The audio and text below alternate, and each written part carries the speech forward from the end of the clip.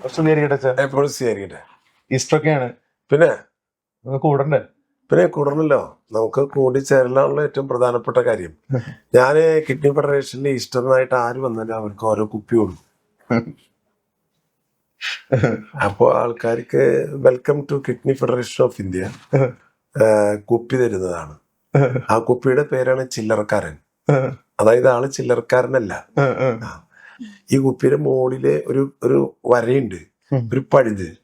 ചില്ലറക്കാരന് പേര് വെറുതെ ഇട്ടതല്ല, ചില്ലറ ഇടാനുള്ള കുപ്പിയാണത്.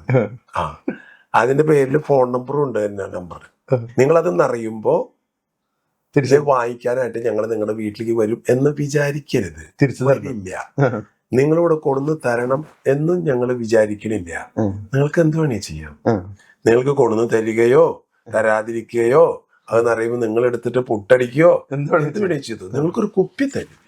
അതാണ് ഇഷ്ടം. അതായത് ഈ ജീവിതത്തില് സന്തോഷത്തിനാണല്ലോ ഇപ്പൊ ഈ കൂടണ്ടേന്നൊക്കെ പറഞ്ഞത്. ഈ മനുഷ്യര് കൂടിയിട്ടുള്ള സന്തോഷങ്ങളുണ്ടല്ലോ, അതായത് നമ്മള് മറ്റുള്ളവരെ മറന്നിട്ട് കൂടുമ്പോഴുള്ള സന്തോഷം പെട്ടെന്ന് മറന്നുപോകും. ഇപ്പൊ ഞാനൊരു കാര്യം ഇപ്പൊ സൂചിപ്പിച്ചു ഒരാളുടെ. അതായത് നമ്മൾ രണ്ടുപേരും കൂടി കക്കാൻ പോയി, എന്നെ പിടിച്ചു, നീ രക്ഷപ്പെട്ടു. നീ ചോദ്യം എന്നെ രക്ഷപ്പെടുത്താൻ നീ വരുമോ? ഞാൻ പെടില്ല എന്ന് ഉറപ്പുണ്ടെങ്കിൽ അല്ലില്ല, നീ വരില്ല. നീ പറയേ എനിക്കൊന്നും അറിയില്ല, ഞാൻ വന്നിട്ടേ ഇല്ല. അതേതാളെന്ന് ചോദിക്കും. അതിന്റെ അർത്ഥം എന്താ? അതായത് നീ ഒറ്റപ്പെട്ടാൽ നിന്റെ കൂടെ കക്കാൻ വന്നവൻ രക്ഷപ്പെടും, അവൻ നിന്നെ തിരിഞ്ഞു നോക്കില്ല. എന്നാൽ നമ്മൾ രണ്ടാളും കൂടി ഒരു നല്ല കാര്യം ചെയ്യാൻ പോയി നോക്കിയ നീ പെട്ടാലുണ്ടല്ലോ, അവൻ പ്രാണം കളഞ്ഞ് നിന്റെ അടുത്ത് വരും. അതായത് നമ്മുടെ കൂടെയുള്ള ആള് ഇപ്പൊ ഈസ്റ്ററിന് കർത്താവ് പറഞ്ഞതാണ്, ഞാൻ ലോകാവസാനം വരെ നിന്റെ കൂടെ ഉണ്ടാവും. അതിലൊട്ട കരുത്തുന്ന പത്രോസിനെ. അതാണ് ആൾക്കാർക്ക് ഇല്ലാത്തത്. ഇപ്പൊ നിങ്ങൾ ആലോചിച്ച് നോക്കിയാൽ എത്രയും കോടീശ്വരന്മാരുടെ സ്ഥിതി. അറ്റ്ലസ് രാമചന്ദ്രൻ എനിക്ക് പണ്ടറിയുമായിരുന്നു. ആ മനുഷ്യൻ പെട്ടു, ആരുണ്ടായേ? അതായത് പലപ്പോഴും നമ്മുടെ കൂടെയുള്ള ആൾക്കാരൊക്കെ നമുക്ക് സങ്കടം വരുമ്പോ ആരുമില്ല, സന്തോഷം വരുമ്പോ എല്ലാവരും ഉണ്ട്. ഈ കൂടണ്ടേന്ന് പറയുന്നതിന്റെ അർത്ഥത്തില് ഞാൻ പറഞ്ഞേ, സന്തോഷം വരുമ്പോ എല്ലാവരും ഉണ്ട്. നിന്റെ കിഡ്നി പോയി നോക്കിയാൽ കൂടിയതിന്റെ ഫലാണ് ഇത്. അതെ, പക്ഷെ ഒറ്റ ആള് വരില്ല, തിരിഞ്ഞു നോക്കില്ല. ഒരു മനുഷ്യന്റെ ജീവിതത്തിലെ ഏറ്റവും വലിയ കരുത്ത് കൂടെയുള്ളവരെ കട്ടക്കെന്നൊക്കെ പറയണില്ലേ? അവസാനം കട്ടയ്ക്ക് നിന്നവൻ കട്ടപ്പയാവാണ്ടെന്ന് നിന്നാ മതി. കട്ടപ്പേ അറിയില്ലേ മറ്റാളെ? പിന്നെന്താണ് ഈ കട്ടയ്ക്ക് നിന്നവൻ കട്ടപ്പയാവാതിരിക്കട്ടെ എന്നാണ് എനിക്ക് ഈസ്റ്ററിന് പറയാനുള്ളത്. കട്ടയ്ക്ക് നിന്ന് കൂടിയതാണ്. അതെ. അച്ഛാ, ഈ ഇപ്പൊ ഭയങ്കര രാഷ്ട്രീയത്തിന്റെ ഭയങ്കര തിരക്കിലും കാര്യങ്ങളൊക്കെയാണ്. അച്ഛന് ഒരു രാഷ്ട്രീയക്കാരനായിരുന്നില്ലേ? ഈ ചോദ്യം ചോദിച്ചത് ജയൻ പറഞ്ഞ പോലെയാണ്. എനിക്കൊരു ജേഴ്സി കിട്ടിയിരുന്നെങ്കിൽ പുറച്ചൊറിയായിരുന്നു. ഏത് ആയിരുന്നെങ്കിൽ? രാഷ്ട്രീയക്കാരനായിരുന്നെങ്കിൽ. അതായത് മനുഷ്യൻ പലതും ആയിരുന്നെങ്കിൽ എന്ന് വിചാരിക്കുന്നതിനേക്കാൾ നീ എന്താണിപ്പോ അത് റിയൽ ആവാൻ നോക്കുക.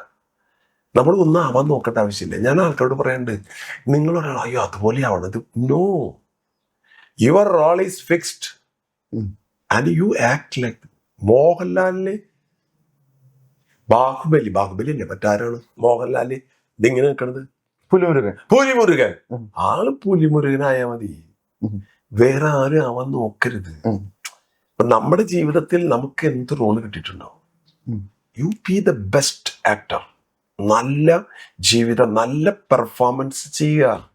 നേരത്തെ നന്മ ചെയ്യണം എന്നൊക്കെ പറയുമ്പോഴേ അച്ഛന്റെ നന്മകൾ ഒരുമാതിരി ബാക്കിയുള്ള സാധാരണക്കാർക്ക് അനുകരിക്കാൻ പറ്റാത്ത നന്മകളാണ് പലപ്പോഴും തോന്നില്ല. അല്ല, അതൊക്കെ പറ്റും. കാരണം എന്താ വെച്ചാല് നിങ്ങൾ അങ്ങനെ ആയാൽ ഇപ്പൊ നിങ്ങളൊരു കുരു നട്ടു, ഇന്നത്തെ ബൈബിൾ വചനം തന്നെ, ഗോതമ്പൊടി നിലത്ത് വീണ് അഴുകിയാൽ അത് വന്ന് കണ്ടുമാനം ഗോതമ്പണി ഉണ്ടാവില്ലേ, അതൊക്കെ നിന്റെ അല്ലേ. നീ ആകുന്ന ഗോതമ്പ് മണി അഴുകിയതാണ് ധാരാളം കോടാനുകൂടി. അതിന്ന് ഒരു 10-35 ഗോതമ്പുണ്ടായി, അതിന്ന് 1000 ഗോതമ്പുണ്ടായി, 1,00,000 ഗോതമ്പുണ്ടായി. സോ നീ അങ്ങനെ ആയാൽ തന്നെ ഫലങ്ങൾ വരും. നീ ചെയ്യുന്നത് തന്നെ നിനക്ക് തിരിച്ചു കിട്ടുമെന്ന് പറയില്ലേ. നന്മ കൊടുത്താൽ നന്മ കിട്ടും അല്ലേ. നീ അതല്ല ചെയ്യണമെന്ന് പറയില്ലേ, ഉറപ്പിടും. ഞാൻ ആൾക്കാർ പറയും, താൻ എന്ത് പറഞ്ഞുവോ അത് തനിക്ക് വരും. അച്ഛൻ പറയുമ്പോഴേ ഈ ആത്മീയതയെ പറ്റിയിട്ട് പറഞ്ഞു. ഇന്ന് ആത്മീയതയും നന്മ പ്രവൃത്തിയും തമ്മിൽ പലപ്പോഴും ഒരുമിച്ച് കൂടി പോകുന്ന ആൾക്കാർ പറഞ്ഞത് എന്തെങ്കിലും സാമൂഹ്യ പ്രവർത്തനം, അവൻ കുറെ സാമൂഹ്യ പ്രവർത്തനം ചെയ്യുന്നത്, അവൻ ആത്മീയത ഒക്കെ മറന്നിപ്പോ. ഇനി ആത്മീയതയിലേക്ക് അവനിപ്പോ ആത്മീയ കാര്യങ്ങൾ പറഞ്ഞു നടക്കുക, മനുഷ്യരുടെ വേദനയും പ്രയാസമൊന്നും അവനറിയില്ല. അതാണ് സ്വഭാവം. അതായത് ഒരു മനുഷ്യൻ ഒരു നന്മ ചെയ്യണമെങ്കിൽ അവന്റെ ഉള്ളിൽ ദൈവത്തിന്റെ സാന്നിധ്യം ഇല്ലാണ്ട് നന്മ ചെയ്യാൻ പറ്റില്ല. ഒരു കള്ളനാണെങ്കിൽ പോലും കട്ട് കൊണ്ടുപോകുന്ന സമയത്ത് ഒരു സ്ത്രീ അവിടെ നിന്ന് നിലവിളിച്ചാൽ അവനൊരു വെള്ളം എടുത്തു കൊടുത്താൽ അവൻ ചെയ്ത നന്മ തിന്മയല്ല, അവൻ ചെയ്തത് തിന്മ, ഇപ്പൊ ചെയ്തത് നന്മ. ഒരാളെ കൊന്നിട്ട് വരികയാണ് നിൽക്കുകയാണ്, വരണ സമയത്ത് വണ്ടി ഇടിച്ച ആൾക്കാർ കിടക്കണം, അവൻ പെട്ടെന്ന് അവരെ ആശുപത്രി കൊണ്ടുവന്ന് വെച്ചു. അവൻ ചെയ്ത് നന്മയാണോ തിന്മയാണോ? അത് നന്മ, പക്ഷെ അവൻ കൊന്നത് തിന്മ. അല്ലാണ്ട് നമ്മൾ വിചാരിക്കണത് ഇനി ഇവൻ ചെയ്യുന്നത് മുഴുവൻ തിന്മ. തിന്മ ചെയ്യാത്ത ആരും ഈ ലോകത്തുണ്ട്. തിന്മ ചിന്തിക്കാതെ മനുഷ്യനാണെങ്കിൽ അത് മനുഷ്യന്റെ ബേസിക് നേച്ചറാണ്. ജലസി, സ്വാർത്ഥത, ഇത് രണ്ടും മനുഷ്യന്റെ അടിസ്ഥാന നേച്ചറാണ്. ഞാൻ ധ്യാനങ്ങളൊക്കെ പറയും, പാപത്തിന്റെ അമ്മയാണ് അസൂയ, പാപത്തിന്റെ അപ്പനാണ് സ്വാർത്ഥത. അപ്പൊ ബൈബിൾ തന്നെ പറയുന്നുണ്ട്, എവിടെ അസൂയയും സ്വാർത്ഥ മോഹങ്ങളുണ്ടോ അവിടെ എല്ലാ ദുഷ്കർമ്മങ്ങളും ഉണ്ടാവുന്നു. ഇത് വചനാണ് അച്ഛൻ പറഞ്ഞത്. അപ്പൊ ശരിക്കും പറഞ്ഞു കഴിഞ്ഞാൽ ഈ നമ്മള് ഇപ്പൊ പലപ്പോഴും ദൈവത്തിന്റെ അടുത്ത് പോണതും ഇപ്പോ അമ്പലങ്ങളിലും പള്ളിയിലൊക്കെ പോകുന്നത് അവനവന്റെ സ്വന്തം കാര്യങ്ങൾക്ക് പറയാൻ വേണ്ടിയിട്ടാണ്. സാധാരണ ഒന്ന് ആലോചിച്ച് നോക്കൂ, ഞാൻ ഈ പറയുന്നത് കേൾക്കുമ്പോ നിങ്ങൾ തന്നെ ആലോചിച്ച് നോക്കൂ, നീ എന്തിനാ പോയത്? നീ പോയി അത് കാര്യം കഴിഞ്ഞാൽ പിന്നെ നീ അവിടെ നിന്ന് ഇങ്ങോട്ട് വരുന്നില്ല, പിന്നെ നീ അങ്ങോട്ട് വരില്ല. നമ്മള് ചായക്കടയിൽ എപ്പോഴും കയറുക, ചായ കുടിക്കണം തോന്നുമ്പോ അതെ, പിന്നെ വല്ലപ്പോഴും കയറുമോ? അടുത്ത ചായ കുടിക്കണം തോന്നുമ്പോ അതെ. അവൻ ദൈവസന്നിധിയിലെത്തുന്നത് അവൻ തോറ്റു പോകുമ്പോഴാ വരണേ, ജയിച്ചു പോകുമ്പോ ആരും വരണില്ല. ജയിപ്പിച്ചത് ദൈവമാണെന്ന് അവൻ അംഗീകരിക്കണ്ടേ? അതെ. മനുഷ്യന് പരാജയങ്ങളും രോഗങ്ങളും ക്ലേശങ്ങളും ദൈവം അനുഗ്രഹമാക്കി കൊടുത്തതാ. അത് കൊടുത്തില്ലെങ്കിലുണ്ടല്ല, അവനൊരിക്കലും ദൈവത്തെ അറിയില്ല. ഇന്നിപ്പോ ലോകത്തിലൊരു കോടാനുകൂടി മനുഷ്യർക്ക് അവര് ദൈവത്തെ അറിയുന്ന അവരുടെ സങ്കടങ്ങളിലാണ്. സങ്കടങ്ങളില്ലെങ്കിൽ അവൻ ദൈവത്തെ അറിയില്ല. ആ സമ്പന്നരുടെ ദുരിതം, ഒട്ടകം സൂചിക്കുഴിയും അതന്നെ. അത് കർത്താവ് വെറുതെ പറഞ്ഞല്ലേ, ദരിദ്രരെ ഭാഗ്യവാന്മാർ. നിങ്ങളെ എന്തായാലും നിലവിളിക്കും. ആ നിലവിളി ദൈവം നിങ്ങളുടെ ഹൃദയത്തിൽ നിന്നാണെന്ന് മനസ്സിലാവും. എനിക്ക് ഗോഡ് വിൽ ഹെൽപ്പ് ചെയ്യും. അപ്പൊ ശരിക്കും നമുക്ക് കൂടുതൽ ഇടപാടിരിക്കേണ്ടത് നല്ലത്. ഉള്ള കാര്യത്തിന് നന്ദി പറഞ്ഞ് ഞാൻ പിന്നെ അപ്പന്മാരൊക്കെ കുമ്പസാരിപ്പിച്ചിട്ട് വരണേ.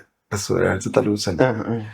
നിങ്ങൾക്ക് ഇത്രയും കാലം ദൈവം തന്നില്ലേ, 88 വയസ്സായില്ലേ, നന്ദി മാത്രം പറയാ, ഒരു പരാതിയില്ലെന്ന് പറയാ. ദൈവപ്പക്കലേക്ക് പോകണ്ടേ, മരിക്കില്ലേ, അതിനെന്തിനാ ഭയം? ധൈര്യമായിരിക്കുക, നന്ദി നന്ദി നന്ദി നന്ദി യേശുവേ നന്ദി പറഞ്ഞുകൊണ്ടിരിക്കുക.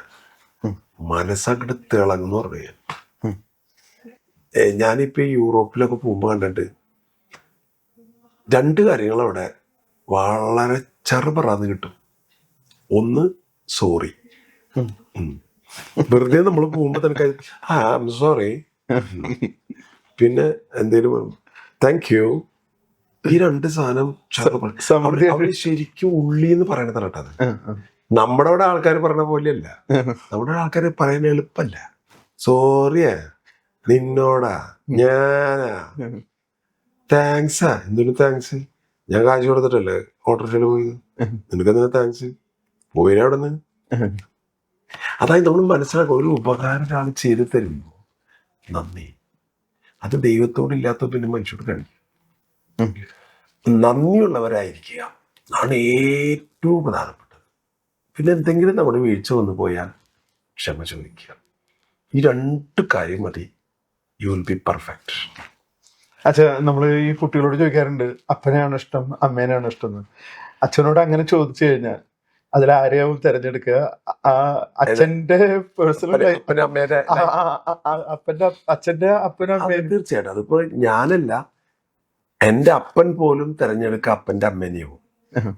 എന്റെ അപ്പനുണ്ടല്ലോ, അപ്പൻ പോലും തെരഞ്ഞെടുക്കുക അപ്പന്റെ അമ്മേനെ. കാരണം നമ്മള് അത്രയും മാസം വയറ്റിന്റെ ഉള്ളിലായിരുന്നു.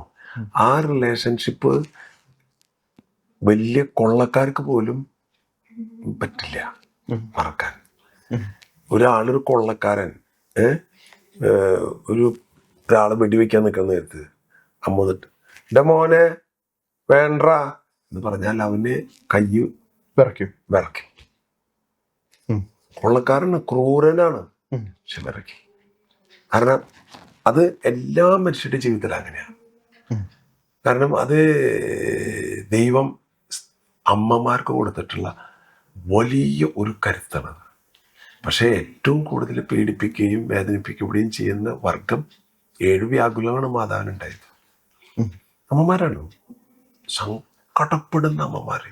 ഞങ്ങളിപ്പോൾ ഈ വീടുകളിലൊക്കെ പോകുമ്പോൾ ആർക്കും വേണ്ട. അതായത് അവഗണിക്കപ്പെടുന്ന അമ്മമാരുടെ എണ്ണം ഉണ്ടല്ലോ. ഈ അഗതി മന്ദിരങ്ങളിലൊക്കെ പോയി അപ്പന്മാര് കുറച്ചുള്ളൂ. അമ്മമാരുടെ അവരുടെ ഭർത്താവ് മരിച്ചിട്ടുണ്ടാവും, അല്ലെങ്കിൽ അല്ലേ? പോയി ഭർത്താവ് മരിച്ചു പോയ വിധവ എന്ന് പറഞ്ഞാലുണ്ടല്ല, വഴി കൂടെ പോണവർക്കൊക്കെ കൊട്ടാനുള്ള ചെണ്ട. കഷ്ടമാണോ? അതുകൊണ്ടാണ് ബൈബിൾ പറയുന്നത് എന്താണ് ഭക്തി. ബൈബിൾ പറയുന്നുണ്ട് വാട്ട് ഈസ് പയറ്റി. അതിന് പറയുന്നത് വിധവകളോടും അനാഥരോടും കരുണ കാണിക്കുന്നതാണ് യഥാർത്ഥ ഭക്തി എന്ന് പറയുന്നത്. വിധവകൾ, പിന്നെ അനാഥർ, ആരുമില്ലാണ്ട്, ഇവർ 2 പേരോടും ആര് കരുണ കാണിക്കുന്നുവോ ഈസ് എ റിയൽ ഭക്തൻ. അപ്പൊ അത് ശരിക്കും ഈസ്റ്ററിന്റെ അന്ന് മനസ്സിലാക്കേണ്ടത്, ക്രിസ്തു ഇന്നും ജീവിക്കണമെങ്കിൽ നീ നിന്റെ ഹൃദയത്തിൽ വേദനിക്കുകയും കഷ്ടപ്പെടുകയും ചെയ്യുന്ന മനുഷ്യർക്ക് നിന്റെ ഹൃദയത്തിൽ കുടിൽ വെച്ച് കൊടുക്കണം. നിന്റെ ഹൃദയത്തിൽ കുടിൽ വെച്ചാൽ പിന്നെ പോവില്ല. അതുകൊണ്ട് ഈസ്റ്ററിനായിട്ട് എനിക്ക് പറയാനുള്ളത്, നിങ്ങൾ ഹൃദയത്തിൽ ക്രിസ്തുവിനെ കുടിൽ കെട്ടുകയും. അപ്പൊ അച്ഛാ, ഈസ്റ്ററിന്റെ എല്ലാവിധ ആശംസകളും ഹൃദയപൂർവ്വം. Happy Easter. താങ്ക് യു അച്ഛാ. താങ്ക് യു എല്ലാവരോടും.